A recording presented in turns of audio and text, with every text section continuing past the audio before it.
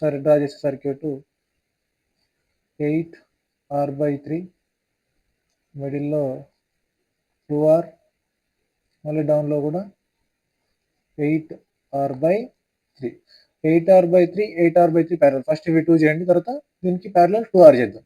8R/3 parallel చేస్తే R dash equal to 8R/3 R/n కదా, 8R/3/2 చేస్తే దీనికి 8R/6. 2 4 8, 2 3 6, 4R/3.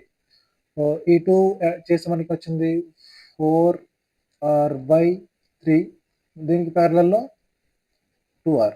ఇప్పుడు ఇది సాల్వ్ చేస్తే equivalent resistance 4R/3 into 4R/3 plus 2R. ఏమవుతుంది? 4 2 8, 8R²/3 by 4R, 3 2 6R, 4R plus 6R 10R/3. 3 3 cancel.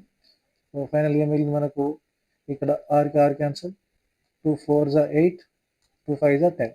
ఫైనల్గా మిగిలింది 4R/5. R equivalent resistance R equal to 4R/5.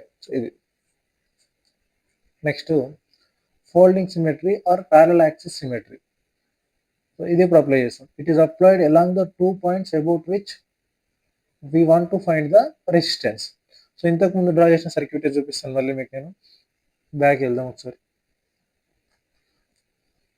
ఇప్పుడు ఈ సర్క్యూట్ తీసుకోండి. ఈ సర్క్యూట్ యొక్క ప్యారల్ యాక్సిస్ సిమెట్రీ అప్లై చేసినప్పుడు ఏం చేయాలంటే, సో ఈ 2 పాయింట్స్ అన్నాం కదా మనం, ఇది applied along the 2 points about which we want to find out the resistance. So మనకు లైన్ ఆఫ్ సిమెట్రీ ఏమైనప్పుడు ఇంతకు ముందు ఏమో పర్పెండిక్యులర్, ఇప్పుడేమో parallel.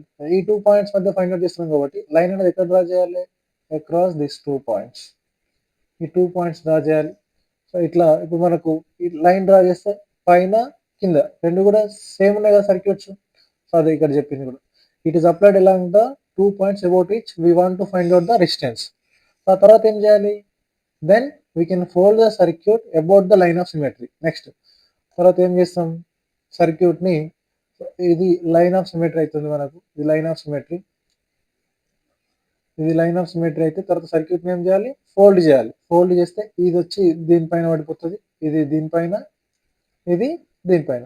Then we can easily solve the circuits using series and parallel combination. So అవి ఎట్లా చేస్తారనేది ఒకసారి చూద్దాం.